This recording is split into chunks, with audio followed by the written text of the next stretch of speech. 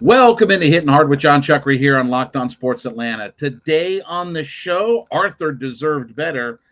Don't be mad at the NFL, and Manfred is a goofball. It's all next. It's Hittin Hard with Jon Chuckery, Locked On Sports Atlanta.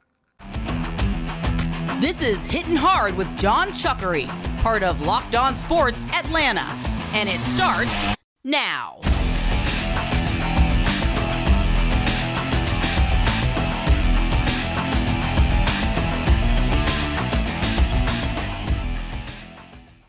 Hittin Hard is part of the Locked On Podcast Network, your team every day. We ask you to subscribe or follow for free on YouTube or wherever you listen to your podcasts. You get the latest episodes of Hittin Hard as soon as they become available. Check us out on the Sirius XM app and give me a follow on my personal Twitter page. It would be at JMCH316. So Pro Football Focus put out their top 10 offensive coordinators for the upcoming season, okay? And I'll read you through the list, and then we'll go through a couple things here. So number one is Ben Johnson of the Detroit Lions. Number two is Kellen Moore of the LA Chargers. Bill O'Brien is third for the New England Patriots. Shane Waldron is fourth for the Seattle Seahawks. Ken Dorsey, fifth for the Buffalo Bills. Eric Bieniemy, sixth for the Washington Commanders. Todd Monken, seventh for the Baltimore Ravens. Matt Nagy is eighth for the Kansas City Chiefs. Jim Bob Cooter, ninth for the Indianapolis Colts. And Brian Schottenheimer is 10th for the Dallas Cowboys. Now, a couple of things. First off, I know that Dave Ragone is the de facto offensive coordinator for the Atlanta Falcons. But look, Arthur Smith is the guy calling the plays. I mean, this is his offense. He's designed it. He's the play caller. He's the guy.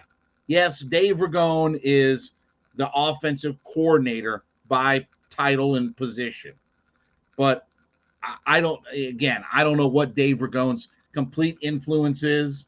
You know, now he's going to be the quarterback's coach as well, former college and NFL quarterback. So he's going to take over that position. But let's just clear the fog. This is Arthur Smith's offense, okay? So that's first.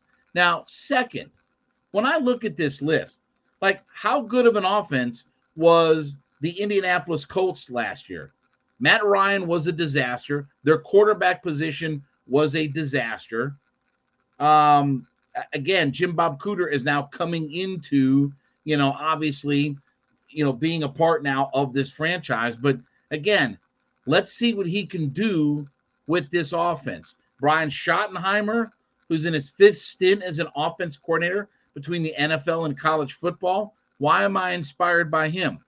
Todd Monken is a guy who, look, obviously he did magnificent things at Georgia, tremendous things at Georgia, two-time national champion, got Stetson Bennett to look like an all-world quarterback. I'm not knocking what he did at the collegiate level, and I know he's been in the NFL with the Tampa Bay Buccaneers, but let's see what he does. I mean, again, I know he's got Lamar Jackson, and he's got some pieces and some weapons and a run game, but let's see what he does. Like, there's a lot of what-ifs and different things like that on this list. Bieniemy's now in Washington. I think he's going to be a really good head coach, offensive coordinator, or I should say offensive coordinator.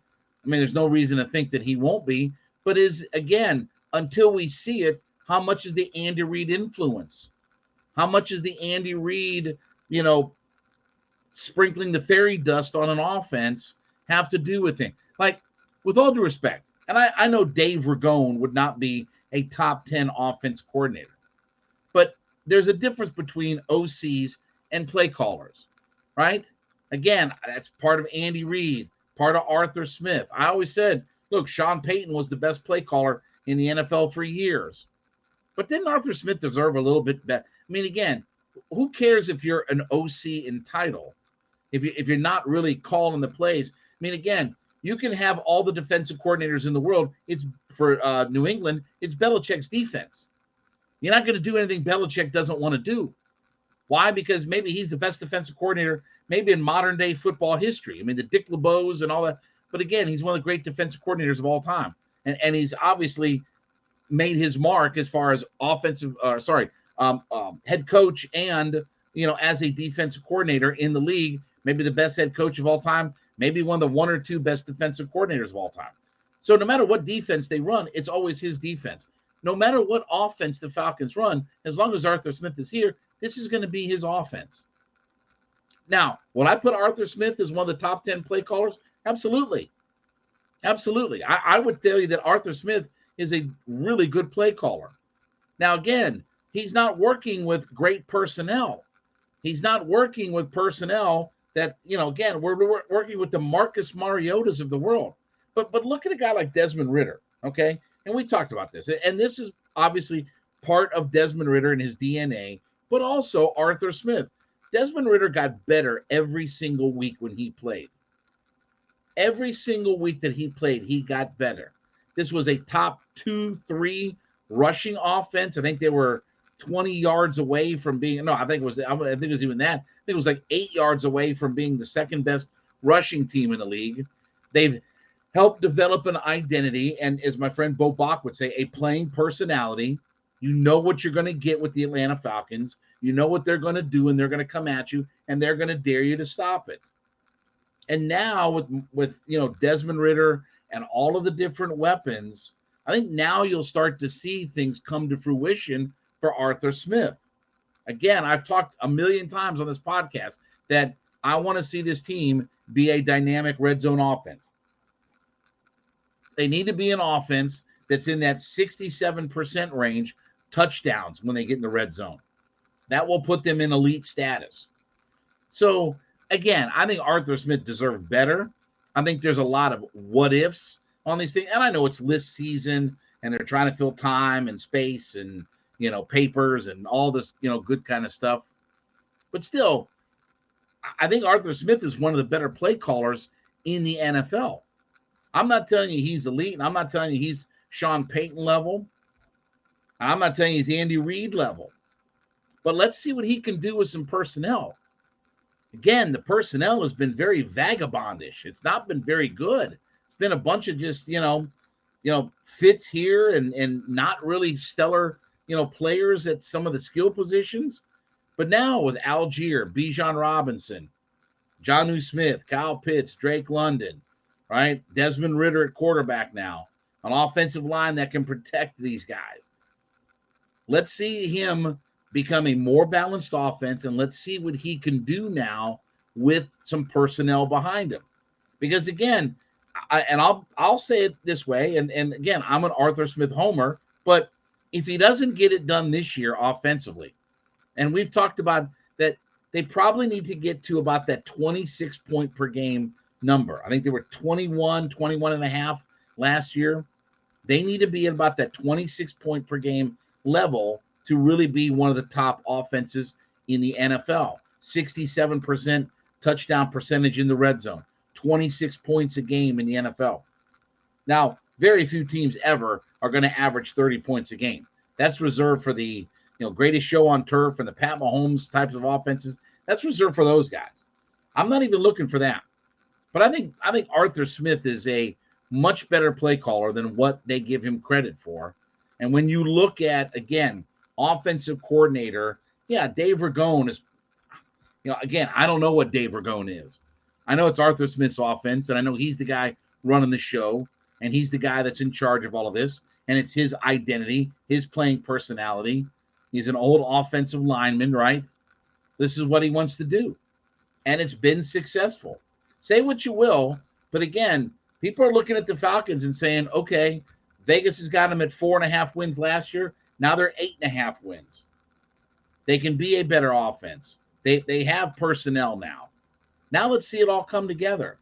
I'm not telling you Arthur Smith is the best play caller in the NFL, but certainly Arthur Smith, from what he did in Tennessee and what he's doing with the Falcons, probably deserves a little bit more credit and praise when some of these lists and different things like that start to come together. Certainly, I think Arthur Smith has been better than what some people give him credit for. And we'll see. Again, it's got to come to fruition this year. There's no excuses this year. You got money, you got players, you got everything that you want now. Now you got to get this thing going. Now you got to get this thing cranked up and be one of the top offenses in the league. hopefully that happens for the Falcons this year. All right, let's talk about our newest sponsor as we're excited to welcome into the program Bird Dogs. And listen, Bird Dogs is going to make you look great. Stretch khaki shorts that are designed to fit slimmer through the thigh and leg, giving you a sculpted look. These are way better than regular shorts that you can get with that stiff, restricting cotton.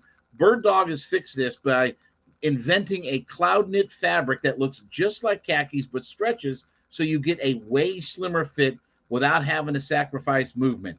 Bird Dogs uses anti-stink sweat wicking fabric that keeps you cool and dry. So head to birddogs.com, birddogs.com/lockedon, or enter the promo code locked on for a free Yeti style tumbler with your first order. Birddogs.com. They're going to make you look great. You're not going to want to take these shorts off, I should say. But birddogs.com/locked on is the place to go. You can go there or enter the promo code locked on, LOCKEDON, to get your free Yeti style tumbler with your first order. You're not going to want to take these shorts off. Birddogs.com is the place to go. So the NFL caught some grief because they aired the Super Bowl 51 yesterday, and they aired it on Twitter in its entirety. And Falcons fans got upset about it, that why are we doing this and why are we just randomly putting this out there and all that kind of stuff. And look, if you're a Patriots fan, it's one of the great comebacks in NFL history. You know, certainly a beacon, a shining moment for the New England Patriots franchise. But Falcons fans were upset about it. They were like, why are we doing this? Like, it's kind of disrespect. I mean, whatever the reasoning is and all this kind of stuff. Okay. Can I give a message to everybody? Okay. This is a guy who's a Falcon fan. I've been here for 30 years, been in Atlanta, cover the Falcons, been to camps and practices, games, everything like that. Okay. Don't be mad at the Falcons. Don't be mad at the NFL. Don't be mad at the NFL Network for putting this on Twitter. You know, if Dan Quinn would have handled his business, you know, we keep dancing around the idea, well, you know, Quinn got us to the Super Bowl. Yeah, and he blew the Super Bowl, and he wasn't a very good coach. Like, this is going to be my rant against Dan Quinn. I like Dan Quinn personally. Okay, got nothing wrong with him personally. Does a lot of great charity work, supports the military like crazy. I got nothing personal against Dan Quinn, but he's a lousy head coach.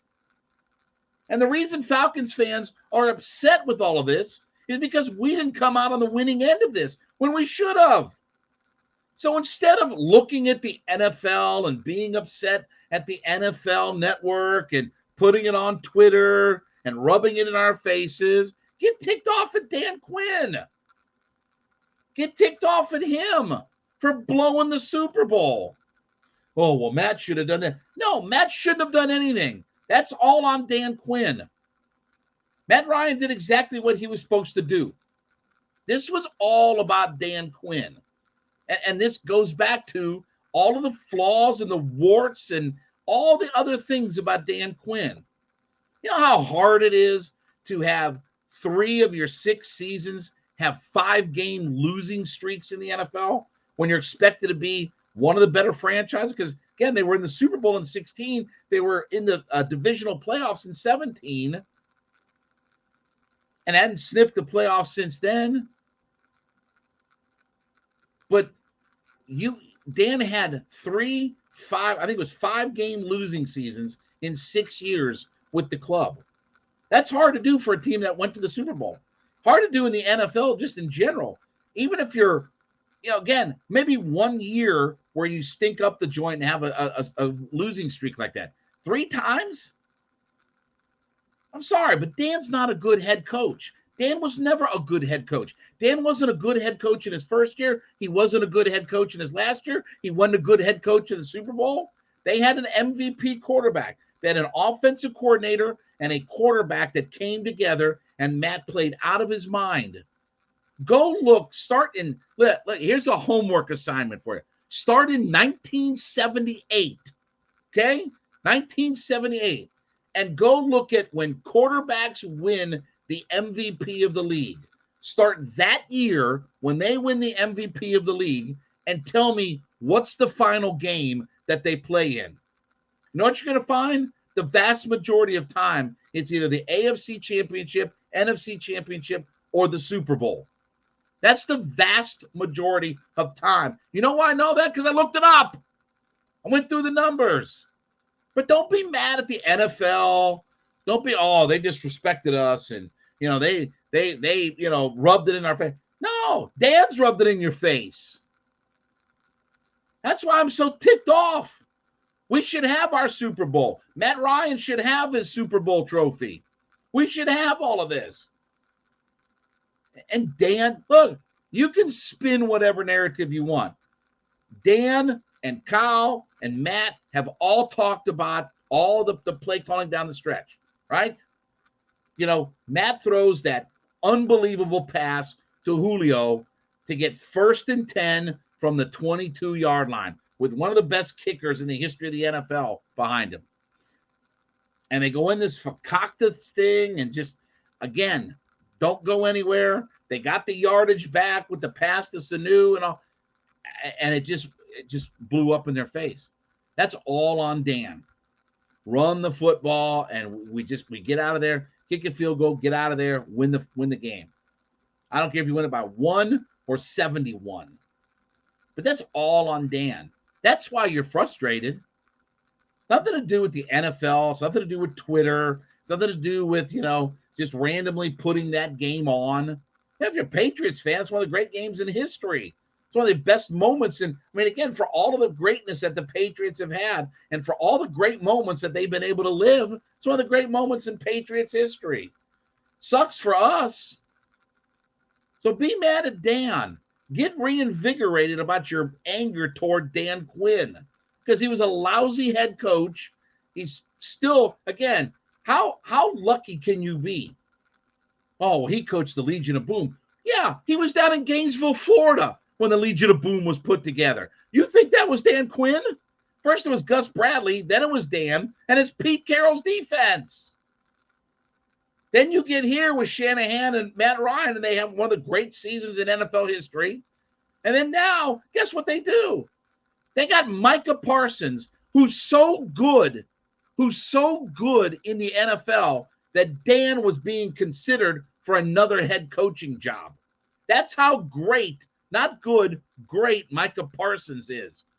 That he was so great that people looked and said, maybe we should give Dan another shot. That's how great he was. You talk about living a charmed life in NFL history. I don't know if anybody has benefited from everything else being done in NFL history than Dan Quinn. So instead of getting mad at the NFL Network and Twitter and this and that, and, we got no, get mad at Dan. I'm still ticked at Dan. I'm still angry about Dan Quinn. It still frustrates the crap out of me that we don't have our Super Bowl. Well, I'll tell that story for another day. We were given the information about the parade that was going to happen at the radio station. We were emailed about, okay, here's what blew up in our face. So you want to get ticked off? Get ticked off at Dan Quinn. That's the reason we don't have our Super Bowl trophy. All right, let's talk about our friends. This episode is sponsored by FanDuel, and FanDuel is America's #1 sports book. And as we are past the AllStar Game and headed into the de facto second half of the season, FanDuel has got you covered when you're betting on Major League Baseball, where you can get 10 times your first bet in bonus bets up to $200. That's right, $200 in bonus bets when you bet $20, and what that happens whether you win or whether you lose. $200 you can spend on betting on everything from money lines to over-unders to who you think is going to hit the first home run. It's on an app that's obviously safe, secure, super easy to use, and most importantly is when you win, you get paid instantly. So head to FanDuel.com/lockedon. That's FanDuel.com/lockedon, LOCKEDON, and sign up today and get your up to $200 in bonus bets on a $20 bet, no matter you win, no matter you lose. FanDuel.com/lockedon. That's FanDuel.com/LOCKEDON. FanDuel's the official partner of Major League Baseball. So Rob Manfred did his State of Major League Baseball speech the other day before the AllStar Game. Blah, blah, blah, blah, blah. What a goof. I tell you, what a goof. Rob Manfred is a complete goof. All you got to do to learn about Rob Manfred is watch how he's handled the Oakland A's situation, where there should not be a team in Oakland, California, named the Athletics that should be leaving that city to go play in Las Vegas. There is no reason why they should be leaving Oakland and heading to Vegas. But his latest thing is that the commissioner said, well, Atlanta's in the mix for the 2025 All-Star Game. Now, remember, go back in time a couple years. We were supposed to have the 2021 All-Star Game, but the Georgia rights voting bill and all this kind of, overreaction to everything, when it really wasn't, again, based on anything other than pure emotion, and Major League Baseball pulled the All-Star Game. So let me ask you a question. Okay, let me just break it down very simply for you. If this law was so egregious and it's so bad, why are we in the mix for the 2025 All-Star Game? Has anything changed? Is the law still in effect? Why are we? Okay, so on one hand, the law was so bad that we could lose the All-Star Game. But on the other hand, it's, now we're in the mix again for the All-Star Game. Oh, really? You know what? In all honesty, look, it's a great honor to have the All-Star Game. And look, they had 40-something thousand there last night. I mean, again, great environment. Again, Seattle was great. I mean, all that, right? We want to see the home run derby and all that kind of stuff. But you know what? In some ways, and thankfully for you, I'm not the mayor of Atlanta, because I'd get in front of after Rob Manfred said this, where he talked about, well, Atlanta's in the mix, but I'm not going to speculate any further, is what he said. Baltimore, Toronto, Wrigley Field, they're in the mix, with Atlanta for the 2025 All-Star Game. You know what I'd done if I was the mayor of Atlanta? And I know you're not going to do this, but me personally, I'd have gone up in front of the podium and said, you know what, Rob Manfred, screw you. Screw you. Now, again, I know the governor and the mayor are not exactly in sync with one another politically and, harmonious in the way that, but again, I would have said, screw you. Screw you. You can keep your All-Star Game. And I'd have called him out and said, you're a putz. I'd have said that. I'd have come up and said, you know what? Screw you. Screw your All-Star Game. We don't want you. You're a putz. And you know what we're going to do? We're going to hold up the trophy for the World Series championship this year, and we're going to rub it in your face. And you know what? You're not invited to give it to us. We're going to find somebody else to hand us the trophy. Somebody else is going to hand us the National League Championship trophy and the World Series trophy. It ain't going to be you, Cha-Cha. In fact, we're not going to let you in our locker room. This is so stupid. This is so petty. Oh, where Braves are in the mix for the 25th. Why? I mean, again, if you pulled it from us, why should we be in the mix? Oh, because it was ridiculous that it was pulled in the first place? Oh, okay. Oh, mea culpa. Well, I won't elaborate any further. Is what he said, basically. I won't elaborate any further. Really? You're a putz. You're a putz. Yeah, you're the weakest commissioner. Well, maybe Gary Bettman is a little bit weaker. But he's a nobody. Again, this is ridiculous. I love the idea of the All-Star Game being here. Should have been here in 2021, though. Should have been here in 2021. And now that's been pulled and all this and all this bill and all voting rights. Okay. What's changed? What's changed? Was there just a mea culpa? Maybe things didn't work out the way that everybody thought they were going to work out. Oh, now we're in the mix for the All-Star Game. You know what? Again, if I'm the governor and the mayor, I get everybody, and I just say, screw you. Screw you. Go take your All-Star Game again, I'm wearing my, the Rock shirt. Take that All-Star game, shine it up real nice, that trophy, turn that son of a buck sideways, and anyway, you know the rest. Seriously. Like at some point, some of these guys should make a stand, not just cave into whatever Rob Manfred wants. He's a fool. He's a nitwit. He's a putz. All you got to do is look at the way he's handled the Oakland A's situation. Look what a disaster that has become. Why would I think anything differently about Rob Manfred talking about the All-Star game?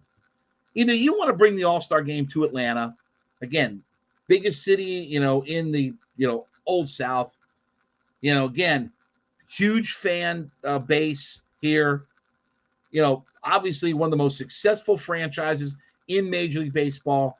Truist Park is one of the great, and the Battery, one of the great environments. Oh, did you see a couple years ago in the World Series where everybody's like, wow, this is the greatest environment ever, right? And now I was like, wow, they're back in the mix, Oh, okay. You know what? Screw you, Rob Manfred. Screw you. Screw Major League Baseball. You know what? You ain't invited in our clubhouse. You're not invited to be on the field. You're not invited to our stadium. Stay at home. Do like Roger. Go in Roger Goodell's basement, and you two guys watch the World Series together when we're winning the World Series. And you're not invited to anywhere in the stadium. That's what I'd tell them. If it were me, I'm that shallow and petty. I would tell them, you know what? You're not invited to our stadium. You don't want to be here in 2021. Now we don't want you for cock the All-Star game. We're fine without it. And those stupid uniforms that they wore last night. The only way I'd consider the All-Star game in Atlanta is if everybody has to wear 1978 throwback uniforms. How about that? Everybody from the Pittsburgh Pirates in all yellow to the Philadelphia Phillies in powder blues to the San Diego Padres in the brown and white uniforms, and the Astros with the space logo and stuff across their chest. 1978 all over again. That's the only way I'll consider it. Disco and 78 retro uniforms. But Rob Manfred is a putz. You know what? I don't want his All-Star game. And I'll gladly tell him that to his face. All right, make sure that as you listen in to the Jon Chuckery Show on Hittin Hard on our Locked On Podcast Network, let us know that you're an everyday listener to the podcast. So we definitely thank you so much for being a part of our ever-growing community. But whatever platform you're listening on, leave us a comment. Let us know that you're an everydayer, as we like to call them, listening in 5 days a week. We ask you to subscribe or follow for free on YouTube or wherever you listen to your podcast. Get the latest episodes of Hittin Hard as soon as they become available. Also, check us out on the SiriusXM app and give me a follow on my personal Twitter page at JMCH316. Back with you tomorrow. This has been Hittin Hard with Jon Chuckery, Locked On Sports Atlanta.